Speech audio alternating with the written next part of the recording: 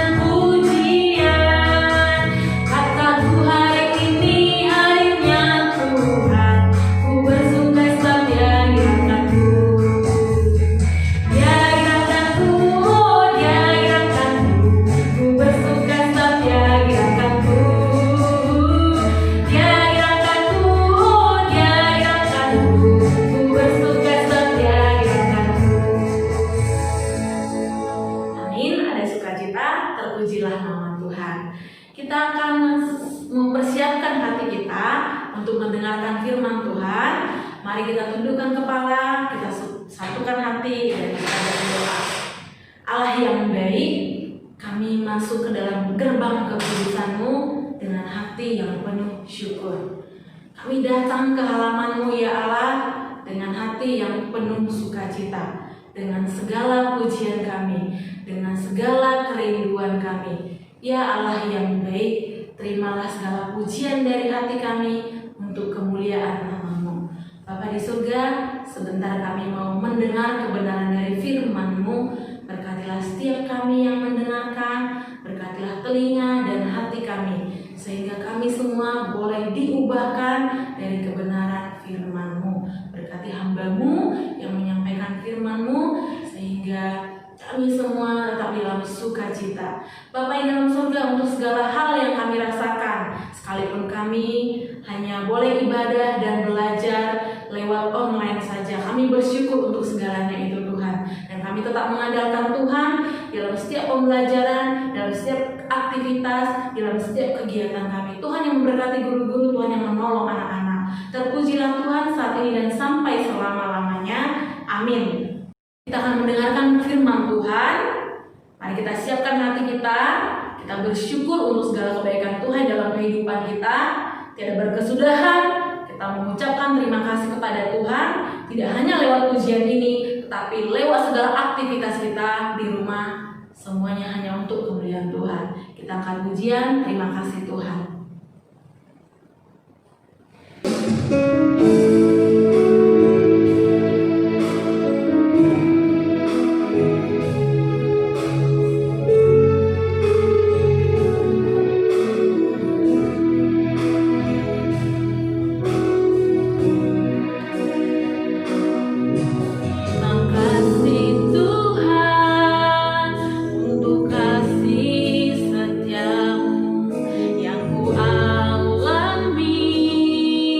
Dalam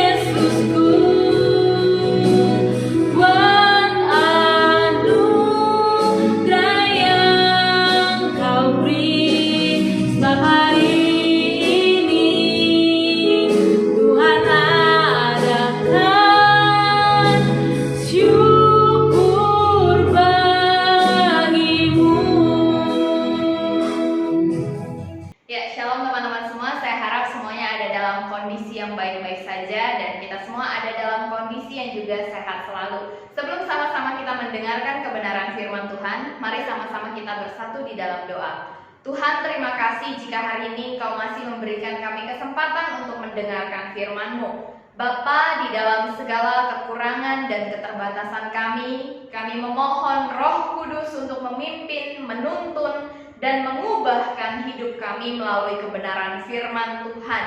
Tuhan, anak-anak-Mu yang mendengarkan, Tuhan berikan hati yang fokus, hati yang baik, hati yang mau berubah, dan hati yang taat akan kebenaran firman Tuhan. Biarlah firman-Mu hari ini dapat mengubahkan setiap kami. Dalam nama Tuhan Yesus kami berdoa dan bersyukur. Amin. Ya, saudara-saudara, ya teman-teman semua, hari ini tema yang kita akan bahas adalah tema yang sangat menarik. Tema yang begitu dekat dengan kehidupan kita sebagai seorang manusia. Kita tentu tidak asing dengan yang namanya kebohongan. Bahkan mungkin kita juga seringkali memaafkan diri kita ketika kita melakukan kebohongan. Tema hari ini adalah Say no to lie, but only for truth. Dalam Efesus 4 ayat 25 saya akan membacakannya untuk kita semua. Berbunyi demikian: karena itu buanglah dusta dan berkatalah benar seorang kepada yang lain, karena kita adalah sesama anggota. Teman-teman, siapa sih orang di dunia ini yang gak pernah bohong? Ya, siapa orang yang tidak pernah berbohong di dunia ini? Kata orang, semua manusia yang ada di dalam dunia ini pasti pernah melakukan yang namanya kebohongan.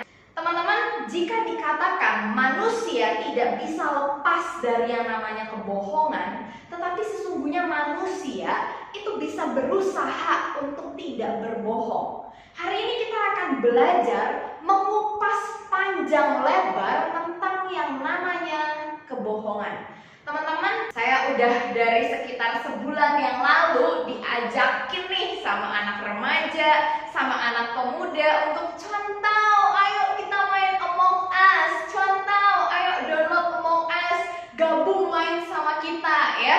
Di satu sisi teman-teman, saya juga penasaran gitu ya, pengen nyobain juga main game Among Us. Tetapi ketika saya lihat cara bermainnya dan saya menyaksikan review dari berbagai YouTube yang ada, ternyata di dalam game ini pribadi yang menjadi impostor itu harus pandai berbohong. Dan bagaimana caranya supaya kebohongan yang dia ciptakan itu dipercaya oleh rekan-rekannya ya. Dia yang impostor tapi dia berpura-pura membela dirinya dengan kebohongan, dengan dalih yang begitu mantap supaya orang-orang tidak ada yang curiga bahwa dia adalah pembunuh di dalam kelompok tersebut. Nah teman-teman, sebetulnya apa sih yang diajarkan dari game ini untuk kita semua? Terkadang kita mikir main game itu hanya sekedar seru, enak, asik, rame gitu ya, mengusir kesepian ya, apalagi yang jomblo gitu ya, malam minggu main Among Us gitu ya, biar gak ngenes banget gitu katanya ya. Tapi sebetulnya teman-teman, dalam segala hal yang kita saksikan dengan mata kita, yang dekat dengan kita, entah itu games, entah itu acara televisi atau drama Korea yang kita saksikan, itu sebetulnya mengajarkan kita sesuatu yang terkadang tidak kita sadari. Kita mungkin main games Among Us, ya seru-seru aja gitu. Tetapi sadarkah kita bahwa ternyata game ini mengajarkan kita satu hal? Kebohongan adalah bagian dari permainan. Teman-teman, dulu orang itu biasanya takut buat berbohong ya. Ada beberapa orang yang tidak terbiasa berbohong, mereka tuh memiliki rasa takut yang sangat besar gitu kalau mau berbohong. Aduh, lebih baik jujur deh daripada bohong. Ada orang-orang yang demikian. Tetapi di zaman kita sekarang, kita diajarkan bahwa kebohongan it's okay. Itu adalah bagian dari permainan. Kebohongan adalah bagian dari permainan. Tidak apa-apa jika kamu berbohong ya. Ini sebetulnya game yang sama dengan game werewolf ya. Dari dulu kita sudah diajarin nih untuk menjadi orang yang cerdik untuk berbohong ya katanya. Dan ketika kita berhasil membohongi banyak orang di dalam game Among Us atau di dalam game werewolf, kitalah yang menjadi pemenang. Berarti pemenang adalah dia yang paling pandai untuk berbohong. Nah teman-teman ya, sekarang kita main game aja harus bohong gitu ya. Ini berarti kebohongan makin dekat dengan kehidupan kita. Tadinya mungkin jika kita di sekolah, terlambat sekolah, di situ baru saya berbohong. Jika saya mau main game warnet, di situ baru saya berbohong. Tetapi sekarang kamu buka gadget, kamu main game, kamu sudah bisa dilatih untuk menjadi pembohong. Nah jadi teman-teman, kebohongan, kebiasaan berbohong itu dekat banget dengan kehidupan kamu dan saya. Maka kita perlu tahu bagaimana kita hidup sebagai orang Kristen di tengah zaman yang memaklumi sebuah kebohongan ya. Teman-teman, uniknya kebohongan itu tidak pernah diajarkan oleh siapapun. Siapa di sini yang orang tuanya mengajarkan untuk berbohong? Tentu tidak ada. Semua orang tua akan mengajarkan anaknya, "Nakku, kamu harus hidup jujur ya. Kamu tidak boleh banyak bohong ya. Coba jujur dulu sama mama. Tadi sekolah atau bolos, kamu pasti diminta untuk jujur. Sama guru, pasti kamu juga diminta untuk jujur, bukan? Coba jujur dulu. Kamu tadi terlambat kenapa? Kalau sama cuantau gitu ya, pasti kamu juga diminta untuk jujur. Coba jujur dulu, kenapa nggak ikut ibadah? Nah, pasti ditanyain, diminta untuk jujur. Jadi tidak ada satu orang pun yang sepertinya mengajarkan kebohongan kepada kita, tetapi kita punya bakat alami untuk menjadi seorang pembohong ya. Nggak ada kan guru sekolah minggu yang dulu waktu kamu kecil ngajarin kamu bohongi saja orang tuamu ya. Kalau kamu mau mencuri, bohongi saja orang tuamu. Atau nggak ada kan guru di sekolah yang mengajarkan kamu bohongi saya ya. Nggak apa-apa, bohongi saya aja. Nggak ada guru yang minta dirinya untuk dibohongi gitu. Bahkan kamu sendiri yang sekarang sedang mendengarkan ini, saya yakin dan percaya kamu adalah pribadi yang tidak suka dibohongi. Bayangkan kalau kamu punya pacar. Kalau punya pacar ya, pacarmu berbohong. Yang jomblo bayangin aja ya, pacarmu ini berbohong. Kira-kira kamu senang gak?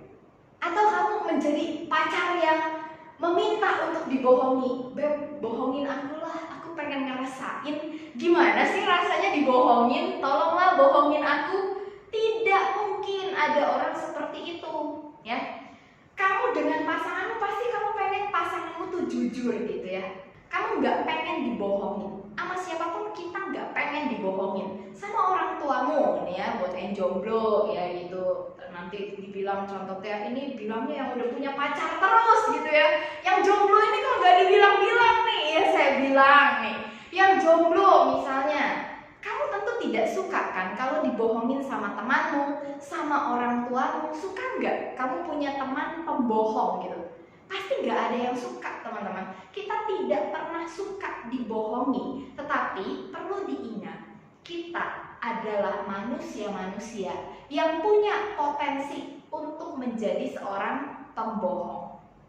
Nah, kenapa kita berbohong? Kenapa manusia bisa berbohong? Yang pertama, karena manusia butuh rasa aman.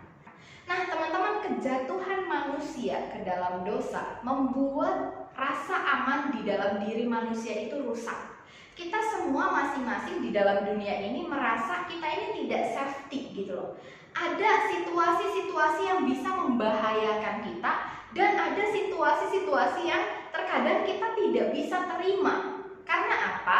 Mungkin kalau kita jujur, kita akan dimarahi. Mungkin kalau kita jujur, kita akan menerima hukuman. Jadi supaya saya aman, supaya saya terhindar dari hukuman yang tidak saya sukai, supaya saya terhindar dari dimarahi, apa yang saya lakukan? saya berbohong.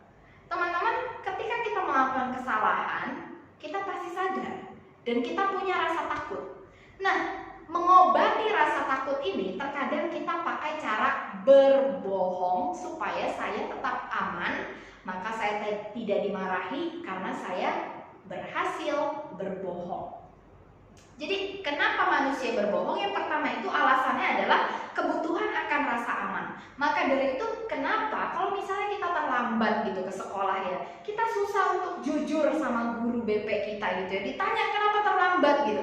Kalau alasannya saya bangun kesiangan, maka saya akan memutar fakta itu sedemikian rupa supaya saya tidak kena hukum ya. Saya sakit Pak sebenarnya tadi pagi ya. Saya pening tapi saya minum Panadol ya. Saya bela-belain sekarang untuk ke sekolah ya, telat lah Pak, maklumin lah Pak gitu ya. Nah, kita memutar fakta supaya kita aman, supaya kita aman dari hukuman. Ini alasan yang pertama. Yang kedua adalah ada manusia-manusia yang terbiasa berbohong ya.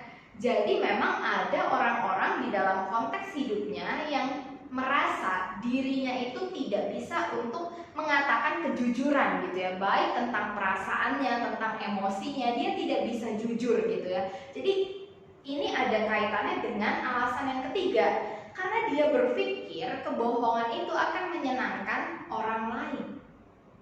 Teman-teman pernah nggak kamu berbohong untuk menyenangkan hati orang lain? Hari ini temanmu nanya, baju gue cantik nggak? Untuk menyenangkan hati dia, kamu jawab, iya cantik. Padahal bajunya tidak cantik. Hari ini make up gue gimana? Cantik nggak? Kamu tahu sebenarnya lipstiknya warnanya kemerahan gitu ya. Dan itu tidak cocok dengan penampilannya. Tetapi untuk menyenangkan hatinya, kamu katakan, bagus kok make upmu. Temanmu percaya gitu ya, padahal kamu sedang berbohong. Kita seringkali berpikir kebohongan itu menyenangkan hati orang lain ya. Padahal di mata Tuhan kebohongan itu tetaplah menjijikkan. Meskipun di mata orang lain kebohongan itu tampak menyenangkan, tetapi di mata Tuhan kebohongan tidak pernah menyenangkan. Kebohongan selalu menjijikkan di mata Tuhan. Nah teman-teman, kebohongan juga bukanlah cara hidup manusia baru di dalam Kristus. Kita adalah manusia-manusia baru karena apa? Kita orang percaya kepada Tuhan. Kita orang yang sudah ditebus dari dosa. Kita bukanlah manusia yang terikat oleh dosa, termasuk dosa kebohongan. Kita adalah orang yang seharusnya menang atas kebohongan karena Kristus telah menang atas segala dosa. Dan kita adalah anaknya, anak dari pemenang atas segala dosa. Maka kita sebagai pengikut Kristus seharusnya gaya hidup kita bukan lagi gaya hidup manusia lama, tetapi gaya hidup manusia baru. Paulus membedakan lifestyle manusia baru dengan manusia lama. Salah satu ciri dari manusia lama itu adalah dia hobi berdusta. Ini salah satu ciri manusia lama. Jadi Paulus mengatakan kalau kamu hidup sebagai manusia baru di dalam Kristus, maka seharusnya kamu tidak lagi menjadi seorang pendusta, tetapi kamu menjadi seorang yang jujur. Orang yang jujur di hadapan Tuhan dan di hadapan orang lain. Orang yang tidak takut menerima resiko dari kejujuran. Inilah gaya hidup manusia baru di dalam Kristus. Dan di dalam kitab Yohanes pasal 8 ayat 44, Yesus menegaskan satu hal yang sangat penting untuk kita semua, bahwa ketika kita menjadi pendusta, Bapa kita bukanlah Yesus Kristus. Tetapi mari kita baca. Di dalam Yohanes 8 ayat 44 dikatakan demikian. Iblislah yang menjadi bapakmu dan kamu ingin melakukan keinginan-keinginan bapakmu. Sebab di dalam dia, di dalam iblis, tidak ada kebenaran. Bapak segala dusta adalah iblis. Jika kita hari ini ngaku-ngaku orang Kristen tapi kita masih suka berdusta, maka sebetulnya Bapak kita bukanlah Yesus Kristus, tetapi siapa? Iblis. Karena di dalam Kristus tidak ada pernah ajaran untuk berdusta. Tetapi di dalam si iblis ini, bapak segala dusta ini, disinilah kita temukan banyak ajaran untuk melakukan dusta.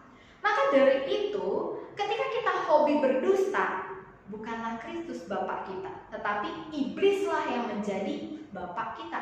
Karena kita melakukan apa yang bapak kita inginkan. Kalau bapak kita adalah Tuhan Yesus, maka kita melakukan apa yang Dia inginkan. Kalau bapak kita adalah si iblis, maka kita akan melakukan apa yang dia inginkan.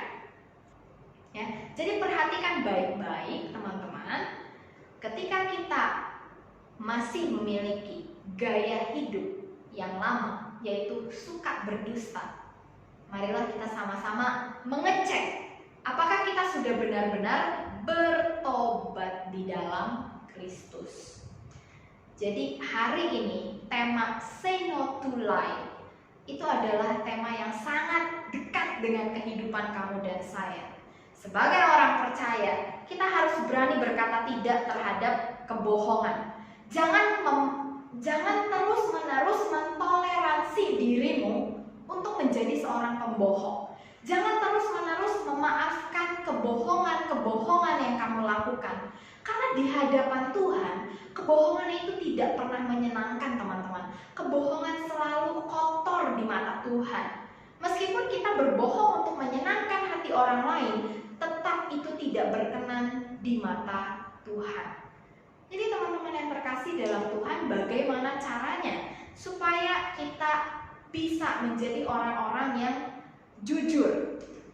Yang pertama, utamakanlah rasa takut akan Tuhan. Orang berbohong, dia berarti lebih takut dengan manusia dibanding takut dengan Tuhan. Teman-teman, memang ketika kita berbohong sekarang, tidak ada sesuatu yang terjadi di dalam diri kita. Kita tetap sehat, kita tetap bisa melakukan segala hal meskipun kita berbohong hari ini. Tidak ada yang terjadi kepada diri saya ketika saya berbohong. Tetapi teman-teman, sesuatu akan terjadi kepada kita di masa mendatang ketika Yesus datang menjadi hakim bagi kita semua.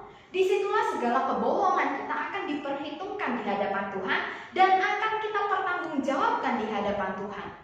Maka sebetulnya yang perlu ditanamkan di dalam diri kita adalah rasa takut akan Tuhan, bukan rasa takut akan manusia. Kita boleh menghormati dan takut sama manusia gitu ya, takut akan hukuman yang bisa diberikan, tetapi kita harus lebih lagi memiliki rasa takut akan Tuhan. Ini yang pertama yang harus kita miliki supaya kita tidak menjadi pribadi-pribadi yang hobi berbohong ya.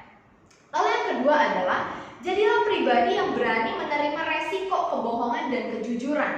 Teman-teman, saya mau katakan, kamu mau jujur, kamu mau bohong, hidup selalu penuh dengan resiko. Kamu hari ini membohongi gurumu, lalu kamu selamat dari hukuman yang akan diberikan gurumu. Tetapi apakah kamu bisa selamat dari upah dosa akibat kebohonganmu? Tentu tidak, teman-teman. Semua akan dipertanggungjawabkan di hadapan Tuhan. Jadi jika hari ini kamu memilih berbohong, artinya kamu siap menerima resiko yang datangnya daripada Tuhan. Kamu siap menerima hukuman yang datangnya daripada Tuhan. Tetapi jika kamu hari ini jujur, kamu jujur kepada gurumu dan menerima hukumanmu hari ini, itu saya rasa lebih worth it untuk kita lakukan sebagai orang percaya. Berani menerima resiko. Kalau memang salah, ya salah. Tidak usah menutupi kesalahan dengan kebohongan. Kalau memang kamu tidak bisa, akui tidak bisa. Tidak usah menutupi ketidakmampuanmu dengan kebohongan. Jujur memang pahit. Terkadang kejujuran memang pahit. Tetapi jika itu menyenangkan hati Tuhan, maka lakukanlah. Lalu yang ketiga, untuk menjadi pribadi yang jujur, kita perlu melatih diri ya. Melatih diri untuk berkata jujur. Teman-teman, jujur bukan berarti tidak sopan ya. Jujur itu bisa tetap dengan cara yang sopan. Contohnya tadi, misalnya temanmu nanya, gimana penampilanku hari ini? Mungkin menurut kamu penampilannya ada yang kurang. Tetapi coba lihat dulu satu yang lebih dari penampilan dia. Bajumu warnanya cantik sih, tapi polanya kurang sesuai deh kayaknya. Kamu cocoknya tuh pakai baju yang kotak-kotaknya besar. Ya, misalnya baju dia seperti ini ya, kotak-kotak gitu ya. Kamu lebih cocok kayaknya bajunya yang kotak-kotaknya besar deh. Kejujuran bukan berarti menghilangkan kesopanan. Kamu tetap bisa menjadi pribadi yang jujur dan tetap sopan ya. Hari ini temanmu bawa kue gitu ya. Ditanya, kue buatanku enak gak? Menurut kamu terlalu manis. Kok bisa katakan? Menurutku teksturnya enak, tetapi kayaknya agak sedikit kemanisan deh buat aku. Coba buat yang lain gimana rasanya? Itu bisa kamu lakukan gitu ya. Jadi jangan katakan, aduh cuan tahu hidup di dalam dunia sekarang mengharapkan orang yang jujur, nggak bisa. Orang jujur itu pasti dibenci. Orang jujur itu ya pasti nggak dianggap gitu loh, karena dia jujur gitu. Orang jujur di zaman sekarang ya nggak bakal jadi apa-apa. Teman-teman, jadilah orang yang jujur. Tetaplah menjadi orang yang jujur, karena itulah yang menyenangkan hati Tuhan. Yang kita kejar di dalam dunia ini bukanlah apa yang menyenangkan hati manusia, tetapi apa yang menyenangkan hati Tuhan. Dan Tuhan senang dengan kejujuran. Maka jadilah pribadi yang jujur. Kita berdoa ya. Bapa di dalam surga, tolong kami untuk menjadi pribadi yang jujur. Tolong kami untuk menjadi pribadi-pribadi yang berani berkata jujur. Tuhan, Engkau tahu sebagai anak muda, seringkali kami sulit untuk berkata jujur. Tetapi biarlah hari ini melalui kebenaran firman Tuhan, kami boleh belajar untuk berusaha berkata jujur kepada orang-orang di sekitar kami, bahkan kepada orang tua, kepada guru-guru kami. Tuhan, Kau yang menolong setiap anak-anak-Mu, berkati kehidupan mereka selalu, berikan mereka hati yang berani untuk berkata jujur, karena kejujuranlah yang menyenangkan hati Tuhan. Di dalam nama Tuhan Yesus kami berdoa dan bersyukur.